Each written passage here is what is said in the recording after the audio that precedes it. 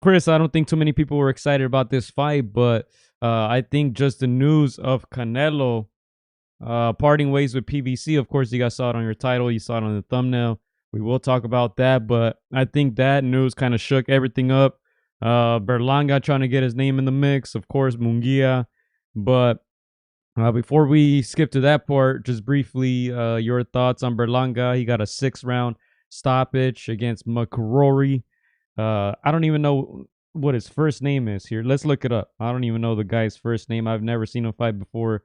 Um, Padraig McCrory. I believe he's Irish. This fight was in Florida, in Orlando. Yeah, and look, it was a small little venue, Chris. I don't know if you kind of saw the crowd there. It was a small little venue. I don't think Berlanga's at that superstar level. Obviously, he's not putting many people in seats as of now. As you always say, he is Puerto Rican. He has that built-in audience. But look, I don't know if we learned anything from Berlanga. I think the biggest thing for him is just get that W, get that stoppage, add another KO to his name, and hopefully win that Canelo sweepstakes, win that lottery, Chris. Yeah, I think you nailed it. He didn't do nothing special, Joe. He just, he outside of getting the knockout and getting the win, you know, the Edgar Berlanga hype train has been deflated, man. Again, we remember him. He was getting a lot of love, a lot of hype from ESPN, from the powers that be. He's being compared, to guys like Mike Tyson, just getting those peripheral knockouts. But as soon as he, moved up to competition, he just started falling off a little bit. And I think people have not forgotten that.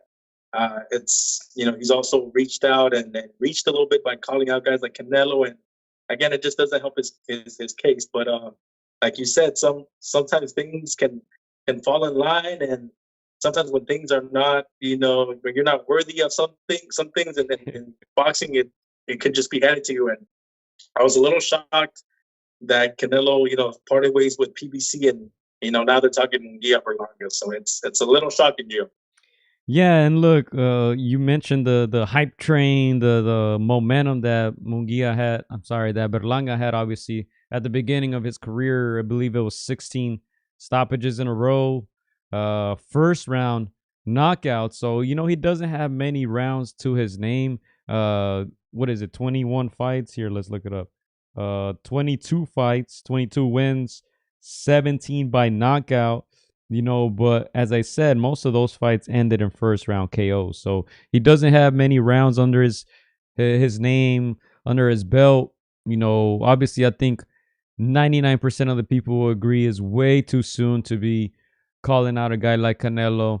Even though Canelo is getting a little older, I don't see many people favoring Berlanga over Canelo. Maybe Berlanga Munguia is a better fight for him.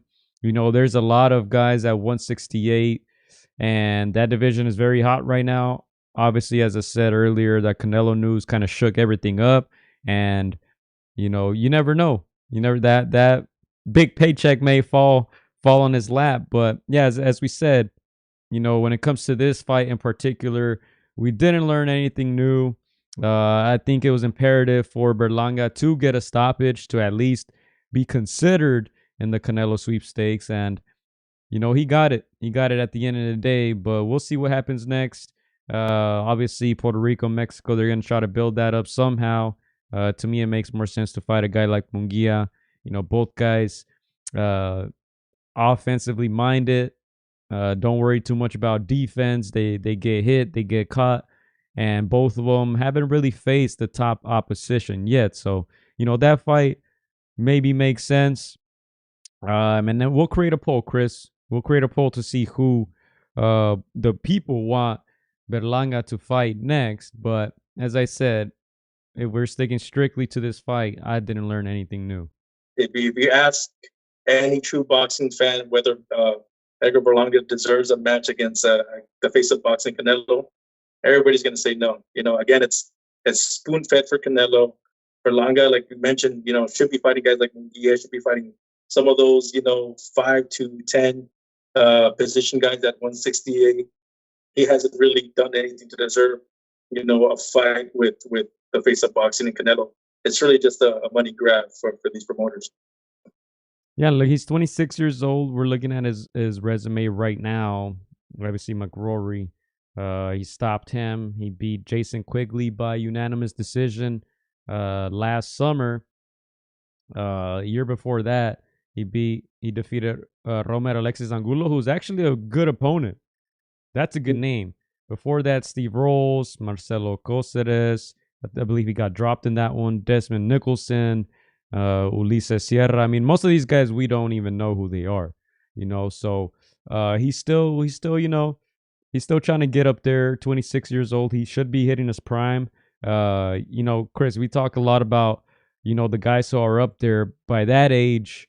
They were already in their prime. They were already fighting big names. We always mention Canelo fighting Mayweather at 22, 23, and by the time he was 30, he already had a legendary career, Hall of Fame career.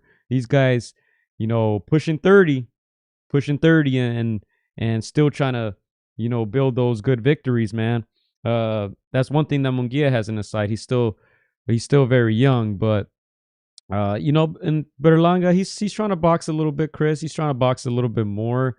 I think they kind of figured out that those first round stoppages didn't necessarily work in their favor boxing wise. Obviously, like you said, ESPN was hyping him up when he was with Bob Arum.